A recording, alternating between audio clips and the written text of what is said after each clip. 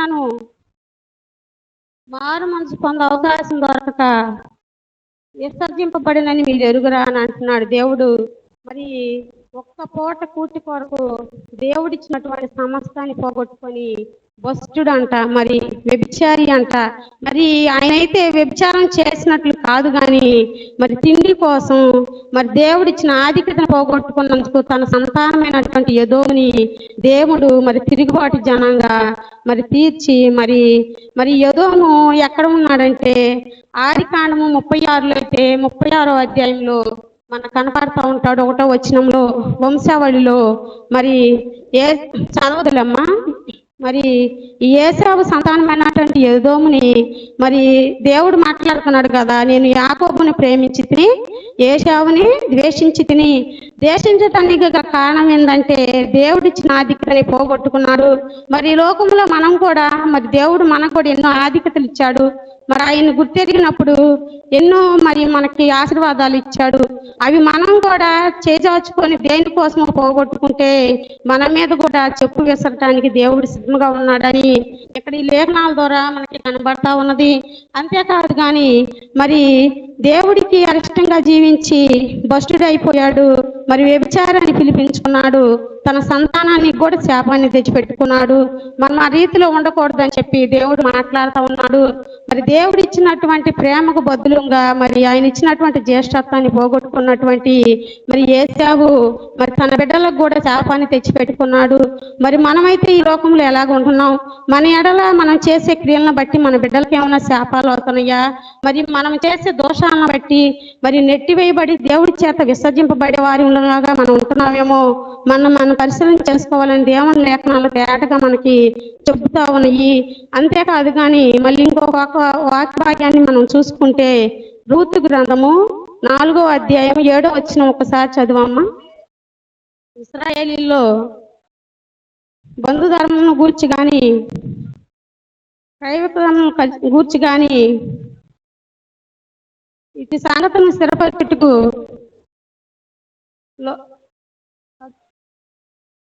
పూర్వం జరిగిన మర్యాద ఏదనగా అప్పుడు తన చెప్పు తీసి తన పొరుగు వానికి ఇచ్చుట. ఇక్కడ ఒక ధర్మం అన్నది మనము మరి ఆత్మీయ తండ్రి ఇప్పుడు ఇది 2వసారి మనకు రూతు గ్రంథాన్ని వివరించి చెప్పటం.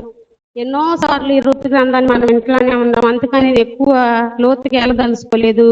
మరి రూతు గ్రంథంలో మరి రూతు మరి మోయాబు నుంచి బెత్లెహేంలో అడుగుపెట్టినప్పుడు మరి బోయోజు పొలంలో పరిగేరుకున్నప్పుడు మరి అత్త అయితే మరి మరి బోయోజుకి ఇచ్చి వివాహం చేయాలని ఆశపడి మరి ఆ యొక్క మరి నీతిమంతుడైన బోయోజు దగ్గరికి పంపించినప్పుడు మరి నేను కాదమ్మా, నీకు ఒక సమీప బంధువుడు ఉన్నాడు.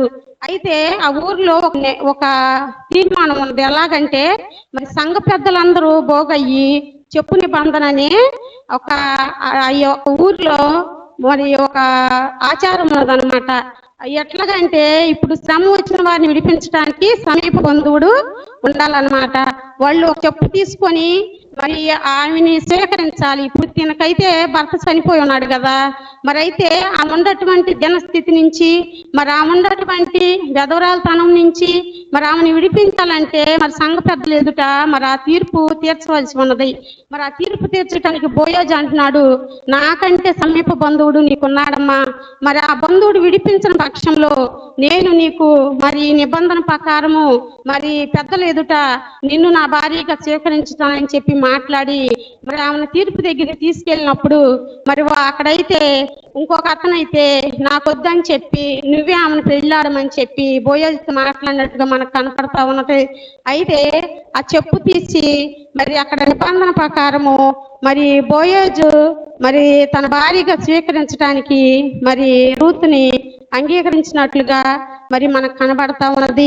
మరి ఆమె స్థితిగతుల నుంచి విడిపించినటువంటి మరి చెప్పు నిబంధన మరి ఆమె ఉన్నటువంటి దీనత్వం నుంచి ఆశీర్వాదాలకి పాత్రలుగా పొందుకుంటానికి ఆ తీర్పులు నిలబడినప్పుడు ఆమె నీతిని బట్టి ఆమెకు ఎంతో ఆశీర్వాదంగా మరి మరి ఒక యోగ్యుడైనటువంటి పరిశుద్ధుడైనటువంటి బోయోజుకి భార్యగా నిలవబడింది. ఎంతో ఆశీర్వాదాలకు పాత్రలుగా ఉన్నట్లుగా మనకు కనబడతా ఉన్నది. అంతేకాదు కానీ మరి ఆమె దేన స్థితి నుంచి మరి ఎంతో ఆనందాన్ని సంతోషాన్ని ఆమె పొందుకుని ఉన్నది. తను తాను తగ్గించుకున్నది. మరి మోయాబుని విడిచింది. మోయాబు కోరికలు ఆలోచనలు మరి తన స్థితిగతి దాని పుట్టుక మరి పాపంతో ఉండేటువంటిది అయినప్పటికీ మరి భయంకరమైన శపితమైన మోయాబు దేశంలో పుట్టినప్పటికీ సమస్తాన్ని విడిచిపెట్టి మరి ఎప్పుడైతే అతను వెంబడించిందో నీ దేవుడే నా దేవుడు అని చెప్పి ఇశ్రాయేలీయులు దేవుడిని గుర్తెరిగి మరి ఆమె నోటమ్మట మాట వచ్చినప్పుడు దేవుడికి అంగీకారంగా ఆశీర్వాదకరంగా బిడ్డ ఉన్నప్పుడు దేవుని యందు భయభక్తులు కలిగి ఉన్నప్పుడు మరి భయంకరమైనటువంటి శ్రమలో ఉన్నప్పుడు మరి ఆ బంధకాలన్నీ ఊడిపోయి ఆనందంతో సంతోషంతో మరి యోగ్యుడైనటువంటి పరిశుద్ధుడైనటువంటి బోయోజు భారీగా యేసయ్య వంశవళిలో కూడా చేర్చబడినట్లుగా మన ఆత్మీయ తండ్రి ఎన్నోసార్లు మనకు చెప్పి ఉన్నారు కదా. మరి ఆ రీతిలో మనం కూడా జీవించాలని దేవుడు కోరుకుంటా ఉన్నాడు. కానీ ఏదోము విసిరివేసిన వారిని మనం ఉండొద్దు కాదు. కానీ ఇంకొక వాక్యాన్ని మనం చూసుకుంటే మరి దేవుడు అంటున్నాడు కదా, ఎవడైనాను నన్ను వెంబడించాలని ఎట్లా తను తగ్గించుకొని నన్ను వెంబడించాలంటున్నాడు. తగ్గించుకున్నదేమా మరి తన స్థితిగతుల్ని తీసివేసుకున్నది. మరి తన ఉన్నటువంటి దీన స్థితిని దేవుడి దగ్గర మరి అంతగానో మరి నీతిమంతురాలుగా జీవించినప్పుడు ఆశీర్వాదాలు పొందుకున్నది. అంతేకాదు కానీ మరి ఇంకొక వాటి భాగ్యాన్ని మనం చూసుకుంటే మరి లోకాసు వార్త 15:22 అయితే తండ్రి తన దాసులను చూచి ప్రశస్త వస్త్రములు త్వరగా తెచ్చి వీని కట్టి వీని చేతికి ఉంగరము పెట్టి పాదములకు చెప్పులు తొడిగించము. ఇక్కడ అంటున్నాడు మరి తప్పిపోయిన కుమారుడి విషయంలో మరి తండ్రి మాట్లాడుతూ ఉన్నాడు. మరి మనం కూడా ఎన్నోసార్లు లోకంలో తప్పిపోయినప్పుడు మన దేవాది దేవుడైన తండ్రి కూడా మన కోసం ఎన్నో మార్లు ఎదురు చూస్తూ ఉంటాడు. మరి తిరిగి వస్తారేమో బస్సులైన బిడలారా, తిరిగి నా యొద్దకు రండి, రానుద్దేశించిన ఎడల నా యొద్దకే రండి, మీ విశ్వాసాన్ని నేను బాగు చేస్తుందని మన దేవాది దేవుడు మాట్లాడుతూ ఉన్నాడు. మనం ఏ విషయంలో తప్పిపోతున్నామో ఈ తప్పిపోయిన కుమారుడైతే మరి భయంకరమైన వేసలో తిరిగాడు. మరి తన స్నేహితులు మరి డబ్బులున్నాని చెప్పు స్నేహితులు ఉంటారు, లోకంలో ఎంతో మంది ఆప్తులు ఉంటారు, ఎంతో మంది ఆదరిస్తూ ఉంటారు. అయితే అన్ని కోల్పోయిన తర్వాత మాత్రం ఎవ్వరు కూడా మనల్ని ఆదరించేవారు ఉండరు, ఎవ్వరు ప్రేమించే వాళ్ళు ఉండరు, ఎవ్వరు కూడా మనల్ని చేరదీసే వాళ్ళు ఉండరు. మరి తప్పిపోయిన కుమారుడైతే మరి మరి ఎప్పుడు గుర్తొచ్చిందంటే ఇల్లు మరి సమస్తం పోగొట్టుకున్నాక మరి అహంతో తండ్రి మీద తిరుగుబాటు చేశాడు.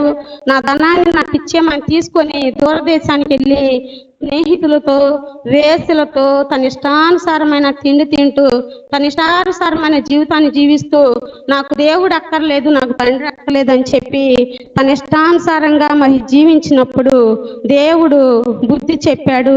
మరి పొందులు తినే పొట్టు దగ్గరికి వెళ్ళి కూర్చుంటే కూడా ఆకలి తీరినటువంటి పరిస్థితి, ఆకలితో అలమటిస్తున్నాడు, ఆదరణ లేదు, ఆనందం లేదు, హృదయం అంత వేదన బాధ.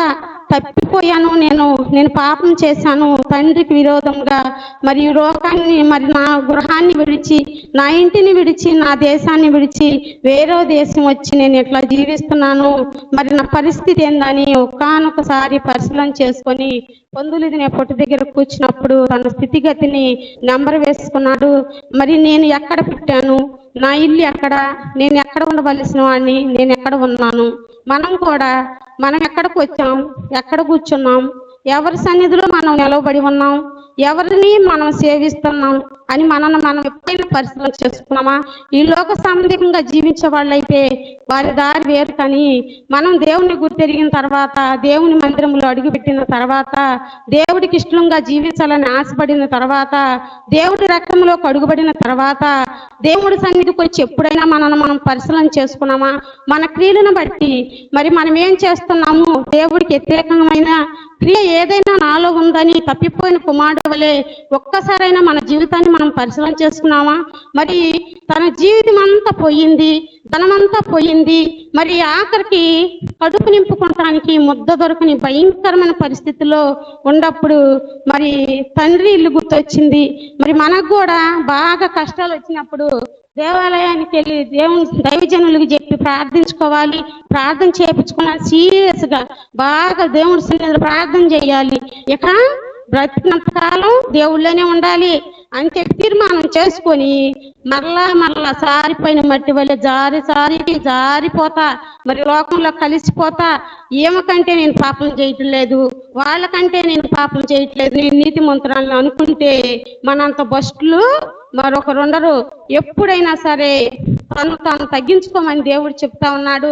ఈ తప్పిపోయిన కుమారుడు, మరి నా స్థితి ఏంటి, నా తండ్రి ఇల్లు ఏంటి, నా తండ్రి ఇంట్లో అనేక మంది కూలివానికి ఆహారం ఉన్నది, నేనైతే ఇక్కడ పొందులు తినే పొట్టును కూడా భయంకరమైన నీచిపోయిన ఆహారాన్ని కూడా ఆశించి ఇక్కడ పడి ఉన్నాను.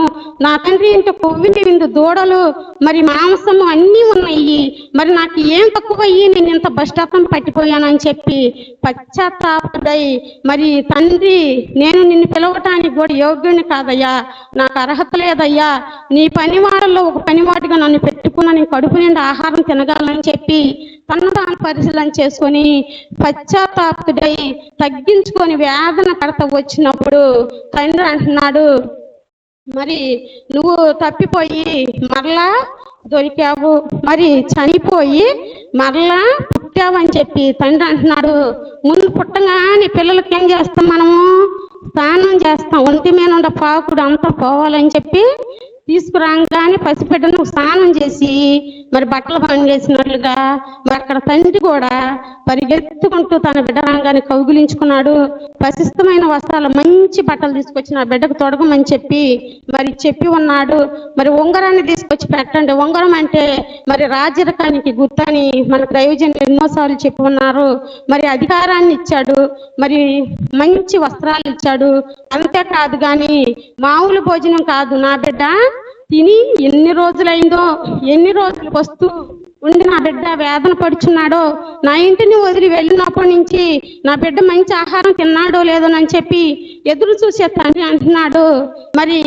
మరి కొవ్విన దూడను తెచ్చి మరి వధించి గొప్ప విందు చేయండి, ఎందుకంటే నా బిడ్డ ఇప్పుడే జన్మించాడు, చనిపోయి తన పాప స్థితిని అంతా పూడ్చివేసి తన స్థితిగతులను మార్చుకొని తన దేన స్థితిని అంతటిని మరి తను చేసినటువంటి దేవుడికి తిరుగుబాటు క్రియల్ని విడిచిపెట్టి నూతనంగా జీవించటానికి వచ్చి ఉన్న నా బిడ్డ కోసం గొప్ప విందు జరిగించమని అక్కడ పని వాళ్ళందరూ కూడా మరి ఆర్డర్ వేస్తున్నాడు.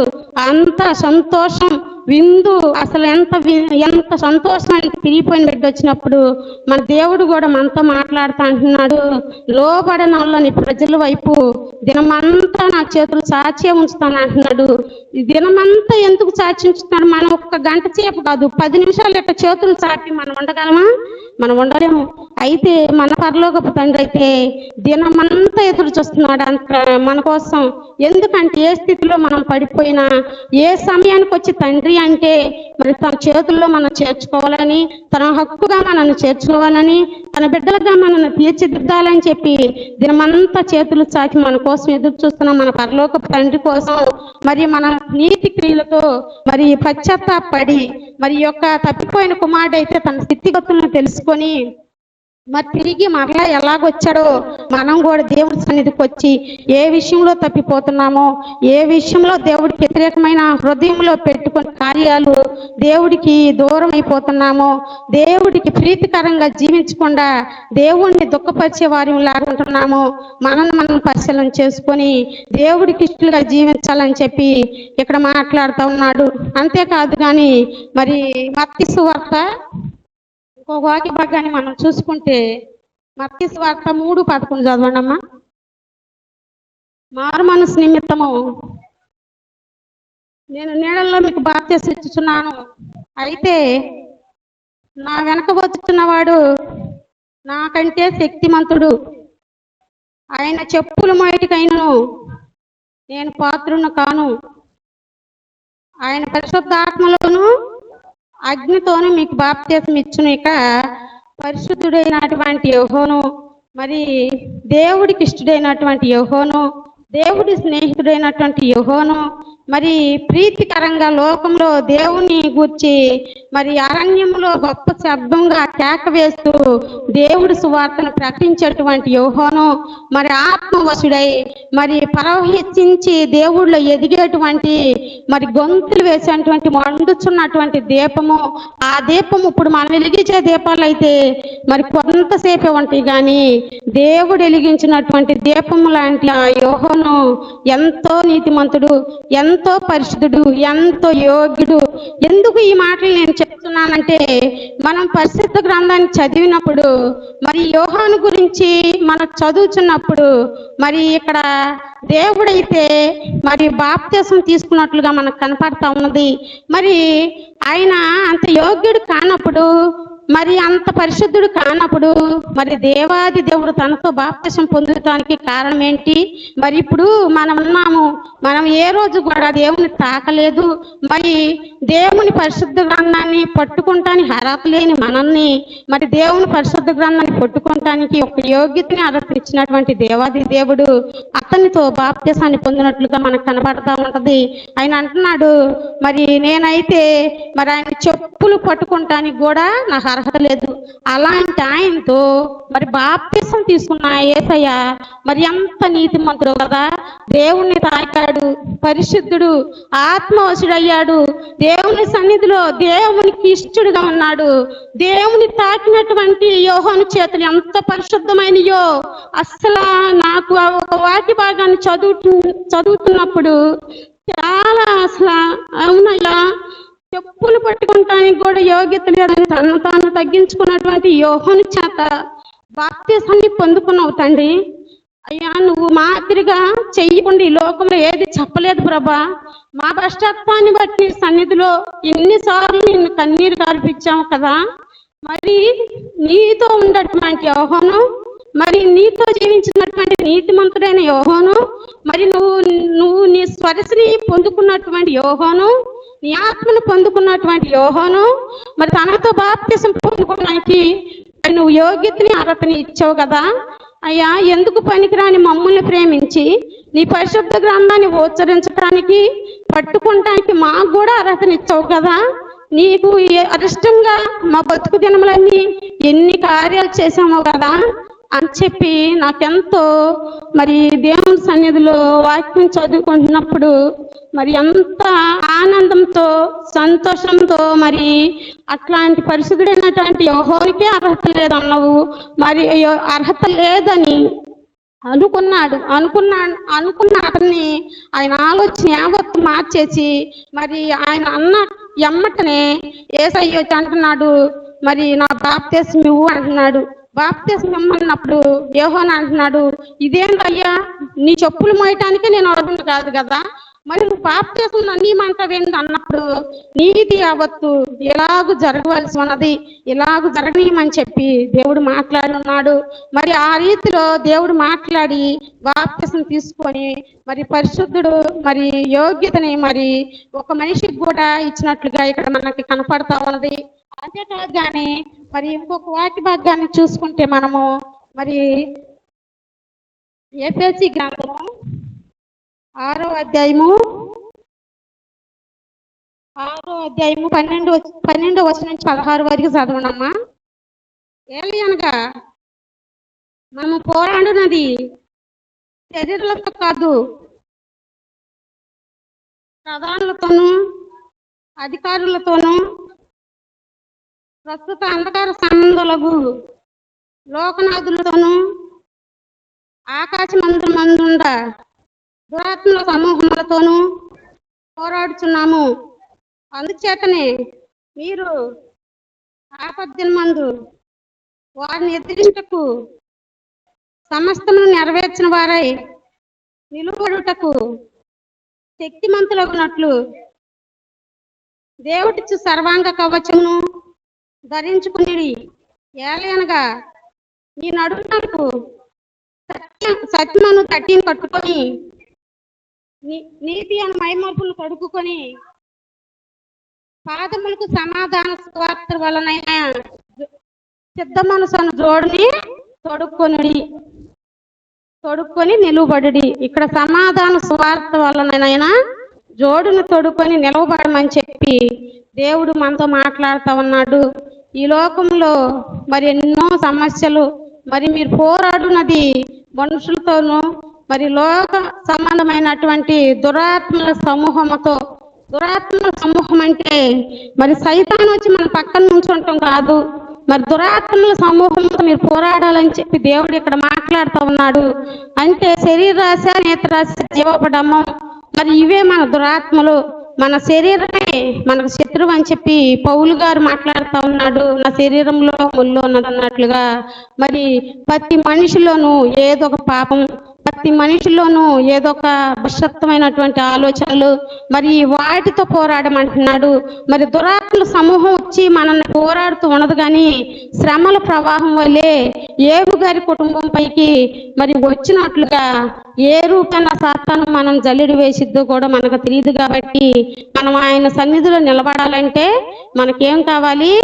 మరి ఇక్కడ చెప్తా ఉన్నాడు, మరి సమాధాన సర్వాంగ కవచమును, దేవుడికి సర్వాంగ కవచమును అంటే దేవుడిచ్చేటువంటి రక్షణను మనం పొందుకోవాలి. సర్వాంగ కవచం మనకు కవచంలాగా మరి మనల్ని మరి ఏది కూడా ఏమి చేయలేని స్థితిలో ఉండాలంటే ఒక కవచం ధరించుకున్నప్పుడు మరి మనం చూస్తా, మరి దైవజనులు అనేక సార్లు మనకు ఆజ్ఞప్తండి చెప్పు ఉన్నారు కదా, మరి గొల్యాతు చంపడానికి వచ్చినప్పుడు యుద్ధ కవచాన్ని ధరించుకొని వచ్చాడంట బలహీనుడైన దావీదు మీదకి. మరి దేవుడైతే బాధపరుచుకున్నాడు, ఆయన కవచాలు ఉన్నా కూడా అదే రీతిగా మరి ఇర్మియా కిత్తడి ప్రకారంగా ఉన్నటువంటి దేవుడు మనకు కూడా కవచంగా దేవుడికి సర్వాంగ కవచమును మరి రక్షణ కవచాన్ని మనం ధరించుకున్నప్పుడు ఏ యొక్క బలహీనత, ఏ యొక్క పాపం మనల్ని ఏలకుండా కాపాడుతామని. మరి సత్యం అనే దట్టి అంట. సత్యం అంటే మనము దేవుడి సన్నిధిలో నిలబడి దేవుడి కొరకు జీవించాలని చెప్పి మనం నిర్ణయించుకున్నప్పుడు మనము సత్యం నుంచి అసత్యానికి ఏ విషయంలో జారిపోతున్నామో, ఎక్కడ పడిపోతున్నామో అని మనం పరిశీలన చేసుకుంటూ దానికి దూరంగా మరి అపోస్తుల కార్యంలో మనం చూసుకుంటే మూర్ఖులకు ఈ తరం వారికి వేరై మరి జీవించమని దేవుడు మనతో మాట్లాడుతూ ఉన్నాడు. మూర్ఖత్వంతో మనము మరి దేవుని ఎరగని బిడ్డల వల్లే మన ఇష్టానుసారంగా జీవించుకోకుండా మరి ఇక్కడ అంటున్నాడు కదా, సత్యం అనే దట్టిని మనం సత్యం అనే దట్టిని గ్రహించుకోవాలని ఆశపడినప్పుడు మరి యోహోనైతే సత్యాన్ని వివరించాడు. మరి దేవునికి ఇష్టడుగా ఉన్నాడు. మరి దేవుడి మరి చెప్తున్న ప్రతి మాటని అరణ్యంలో గొప్ప శబ్దంతో ఎలుగెత్తి చెప్పిన రీతిగా మనం సత్యాన్ని ఎత్తి బోధిస్తూ అనేకులు మార్చి వాళ్ళని దేవుని సన్నిధికి నడిపించాలి. కానీ సత్యం నుంచి అసత్యానికి మనం వెళ్ళకూడదు. సత్యం అనే దట్టి ఎప్పుడు కూడా మన నడుముకి మనం కట్టుకొని ఉండాలని చెప్పి దేవుడు చెప్తా ఉన్నాడు. మరి దేవుడిచ్చిన సర్వాంగ కవచాన్ని, దేవుడిచ్చిన సత్యం అనే దట్టిని మనం కట్టుకొని మరి సమాధాన సువార్తమైన జోడు, మరి తప్పైన కుమారుడికి ఇక్కడ ఏం దొరికింది? సత్యం అనే దట్టి దొరికింది. మరి దేవుడి సన్నిధిలో మరి తండ్రి ఇంటికి తిరిగి వచ్చినప్పుడు తండ్రి అయితే ప్రేమించి మరి సమాధాన సువార్తమైన జోడునిచ్చాడు. కుటుంబంలో సమాధానం దొరికింది. అనుకున్నాడు ముందైతే, నేను ఎన్ని యాగం చేశాను కదా, నా తండ్రి నన్ను దూషిస్తాడు, ద్వేషిస్తాడు, నెట్టివేస్తాడు, నువ్వు నాకు అక్కర్లేదు అనుకుంటాడని అనుకొని నీ కూలి వానిలో ఒకలుగా నేను ఉంటానని చెప్పి అందాము. నా తండ్రి నన్ను అసహించుకున్నప్పుడు, చేతరించుకున్నప్పుడు, నెట్టివేసినప్పుడు ఇలాగ అనుకున్నాను హృదయంలో తలంచుకొని మరి కుటుంబానికి గృహానికి తిరిగి వచ్చినప్పుడు ఆ తండ్రి అయితే సంతోషంతో విందు చేసినప్పుడు తండ్రి దగ్గర ప్రేమ దొరికింది, సంతోషం దొరికింది, కుటుంబంలో సమాధానం దొరికింది, నెమ్మది దొరికింది, మరి సమాధాన సువార్తమైనటువంటి జోడు దొరికింది, మరి అధికార ఉంగరం దొరికింది, మరి మలిన వస్త్రాలు, ఈ లోకంలో పాప వస్త్రాలు అన్ని తీసివేసుకొని దేవుని సన్నిధిలో మరి ఆయన రక్తంతో కడుగుబడిన తెల్లని వస్త్రాలు ధరించిన మనము హృదయం అంతా తెల్లగా చేసుకుంటూ ఎప్పటికప్పుడు ఆయన రక్తం ద్వారా మన ప్రతి పాపమును కడుక్కుంటూ దేవుడికి ఇష్టంగా ఆయన ఇచ్చినటువంటి సర్వాంగ కవచాన్ని, ఆయన ఇచ్చినటువంటి సత్యమైన దట్టిని, ఆయన ఇచ్చినటువంటి సమాధాన సువార్తమైన జోడిని తొడుక్కొని ఆయన సన్నిధిలో నిలబడి మనం బతుకు దినములని అన్ని కూడా నీకు నమ్మకంగా జీవించి మన యాత్ర కడముట్టించుకుంటూ దినదినము మన నీతిని మన భక్తిని కాపాడుకుంటూ ఈ రాకడ దినాల్లో ఈ భయంకరమైన దుర్దినాల్లో ఏదైనా కూడా ఎదుర్కొనడానికి దేవుని శక్తిని పొందుకుంటూ ఆయనలో నిలబడి ఆయన సన్నిధిలో ఆయన ఇచ్చేటువంటి మరి సమాధాన సువార్తమైన జోడులు తొడుక్కుంటూ మరి ముందుకు సాగిపోవాలని మీ అందరికీ మనవి చేసుకుంటూ దేవుడి చిన్న వాక్యాన్ని దీవించును గాక. మీ అందరికీ నా వందనాలు. దేవుడి స్తోత్రములు. సమయం ఇచ్చిన తండ్రికి నా వందనాలు.